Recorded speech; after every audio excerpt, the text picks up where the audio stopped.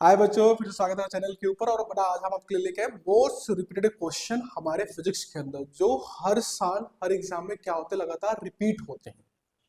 ठीक है। और ये काफी बार रिपीट हुए हैं लगातार कितने एग्जाम्स के अंदर, और हमने लगभग 2015 के बाद का देखा हुआ है, उसके बाद का एग्जाम लाया जो आपके नए सिलेबस के ऊपर है। ठीक है बेटा, तो देखते बेटा, तो ये आपके पास बेसिकली आपकी जो ये आपका न्यूज 18 चैनल है, सॉरी टाइम्स ऑफ इंडिया है, उसने क्या किया आपके लिए, ये बिल्कुल क्या किया, एक डाटा लेकर आया है जहां पे इन्होंने दिया है कि कौन कौन से क्वेश्चन क्या हुआ है आपके एग्जाम में रिपीट हुए हैं। तो इन क्वेश्चन को आपको करना ही करना है प्रैक्टिस, ताकि आप अच्छे से क्या कर सको, इनको कोई भी चांस ना हो कि आप इनको गलत करके चले हो।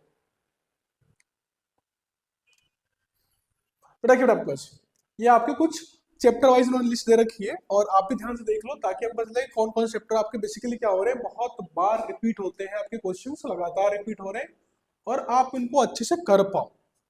ठीक है।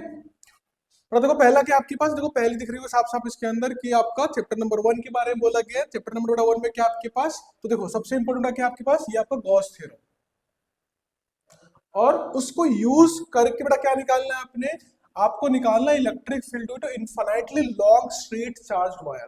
कोई गॉस थ्योरम और उसको यूज करके इनफाइनाइट लॉन्ग स्ट्रेट वायर की क्या करनी है, आपको इलेक्ट्रिक फील्ड निकालनी है। बेटा लगभग ये 2019, 2021, 2023 3 साल लगातार ये रिपीट हुआ है क्वेश्चन आपके पास। तो आगे देखते हैं इसी चैप्टर के अंदर। तो दूसरा क्या आपके पास, डाइपोल वाला, derive the expression for electric dipole to an electric dipole at any point on axial line. तो दो है बेटा, एक्सियल भी है, इक्वेटोरियल भी है। मोस्टली एक्सियल का पूछा जाता है आपसे, और ये 2017 और 2020 में आ चुका है। क्लियर है। चैप्टर 2 में देखो बेटा, क्या नाम है, इलेक्ट्रोस्टैटिक पोटेंशियल एंड कैपेसिटेंस की बात हो रही है यहाँ पे। बेटा इसकी बात करी जाए तो इसमें क्या निकल के आता है आपके पास, derive the expression for potential energy of a system of 2 point charges। 2 point charges का जो आपका पोटेंशियल एनर्जी होगा उसके लिए निकालना है, और ये लगभग 2016-2020 में 2 बार लगातार आ चुका है ये। फिर अगला देखो, explain the working of parallel plate capacitor with dielectric slab, और साथ में derive the expression for its capacitance. बेटा मैंने बहुत बार बच्चों को बोला है कि ये क्वेश्चन तो हर एग्जाम में आता ही आता है, 17 और 21 में आ चुका है, नॉर्मली हर एग्जाम में मिलता ही मिलता है आपको पेपर में। ये कौन सा, पैरेलल प्लेट कैपेसिटर वाला, या तो सिंपल वाला मिल जाएगा या फिर डाइलेक्ट्रिक स्लैब वाला मिलेगा मिलेगा आपको। चैप्टर 3 रखे बेटा आपके पास, करंट इलेक्ट्रिसिटी। बेटा इसके अंदर सिंपल सा क्या होगा, state and explain Kirchhoff laws with an example. 17, 19, 23 में आ चुका है आपका जो किरचॉफ के 2 लॉज हैं, और उनकी एक्सप्लेनेशन आएगी, और साथ में आपका उसके ऊपर ही आता है आपके पास न्यूमेरिकल होता है, जहां पे एक सर्किट दे देते हैं, बोलते हैं कि आप किरचॉफ रूल को यूज करके अगर सॉल्व करके दिखाओ। ठीक बेटा। बेटा एक और देखो, derive the relation between current density, drift velocity and electric field. ये भी बहुत बार 16-21 में आ चुका है। और बेटा बेसिकली क्या है, आई इज इक्वल्स टू, ये वाला इक्वेशन पढ़ते हो ना आप लोग, I is equals to N A E V D. बेटा ये रिलेशन भी आपको याद होनी चाहिए, बहुत बार ये रिपीट होता है हर बार। ठीक है। बेटा न्यूमेरिकल की बात करें, इसको ऊपर करते थोड़ा सा।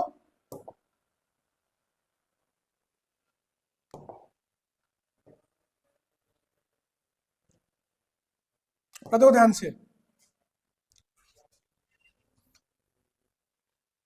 न्यूमेरिकल बेटा क्या आएगा, potentiometer is used to measure the EMF of a cell, explain why potentiometer preferred to. बेटा ठीक है, ध्यान रखना, इस वाले को पोटेंशियोमीटर की बात करें तो ये एक्चुअली में इन्होंने जो दे रखा है ये आपको नहीं करना, क्योंकि ये अब सिलेबस से बाहर है, नए वाले सिलेबस के अंदर। बेटा इसकी जगह आप याद कर लो कौन सा आने वाला है, वो आएगा बेटा आपका व्हीटस्टोन ब्रिज। क्या आने वाला है, व्हीटस्टोन ब्रिज पे क्वेश्चन। ठीक है बेटा, तो उसकी जगह आपका व्हीटस्टोन ब्रिज जो होगा उस पे काफी अच्छे खासे क्वेश्चन चले आते हैं। ठीक है बेटा। अगला देखते हैं आपका चैप्टर 4 में कौन से क्वेश्चन बार बार आते रहे। बेटा वो है आपके पास, derive the expression for force acting on charge particle moving in uniform magnetic field. ठीक है। तो लगभग बेटा आपका कितनी बार आ चुका है ये, 2018 में, 2020 में, 2023 के अंदर। और निकालना क्या आपको, सिंपल सा, चार्ज पार्टिकल के ऊपर जब वो यूनिफॉर्म मैग्नेटिक फील्ड में मूव करता है तो कितना फोर्स लगता है और क्या ट्रेजेक्टरी होती है, वो आती है आपके पास। बड़ा same state Biot Savart law, important law है आपके पास, और इसको यूज करना ताकि हम क्या निकाल सके, मैग्नेटिक फील्ड निकाल सके। कहां पर, centre of a circular loop. कहां पे निकाला, सेंटर ऑफ सर्कुलर लूप पे। और बेटा आ चुका 2017 और 2021 के अंदर ये।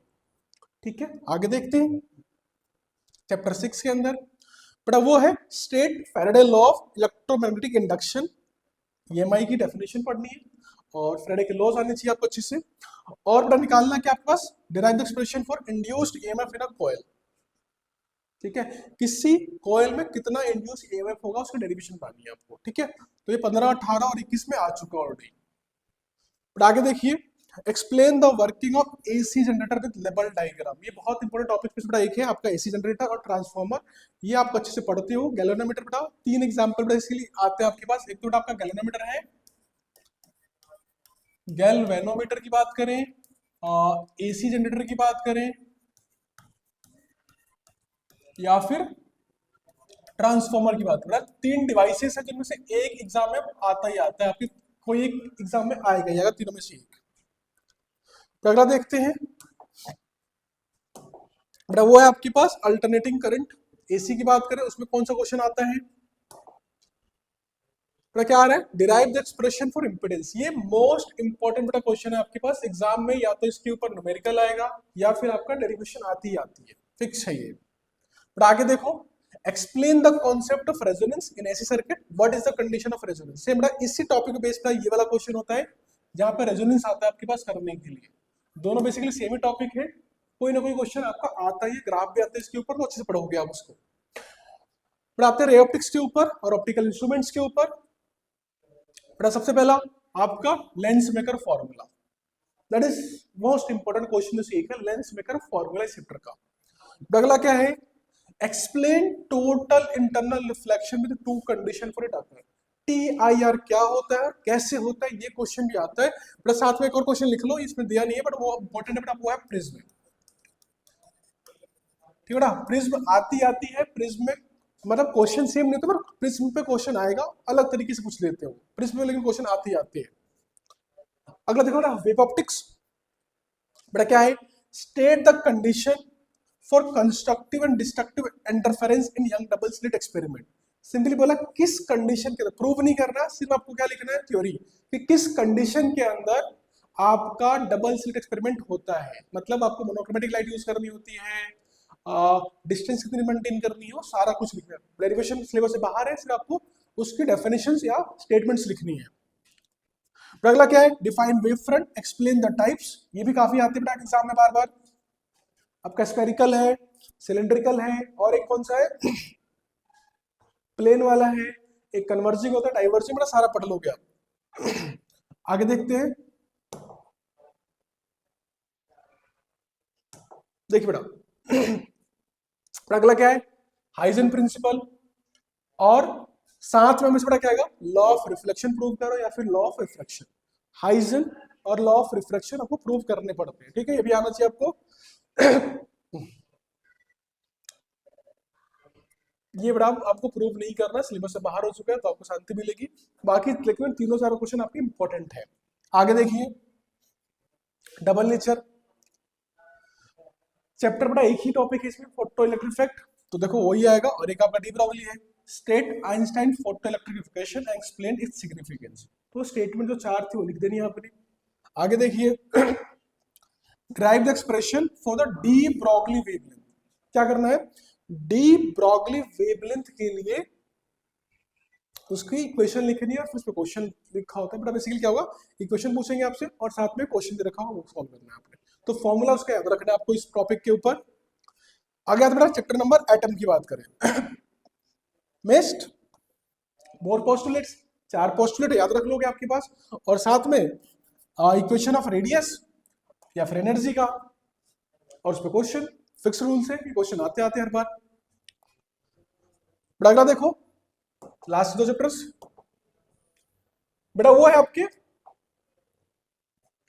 Nuclei, simply explain the binding energy, one of the most important question इस चैप्टर का, बाइंडिंग एनर्जी कर्व है क्या, उसका ग्राफ बना के दिखा दोगे और इजीली कर सकते हो। बेटा आगे देखिए, semiconductor electronics, simply explain the working of PN junction diode, PN junction diode कैसे काम करता है वो तो आना ही आना है, और दूसरा that is going to come, बड़ा वो है आपका हाफ वेव और फुल वेव रेक्टिफायर की डेरिवेशंस, क्लियर है। तो ये बेसिकली बड़ा एग्जाम में बहुत मोस्ट प्रोबेबली हमेशा आते ही आते हैं।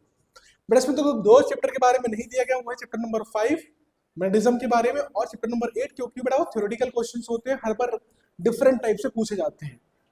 बट आप ध्यान से बेटा इन क्वेश्चंस को,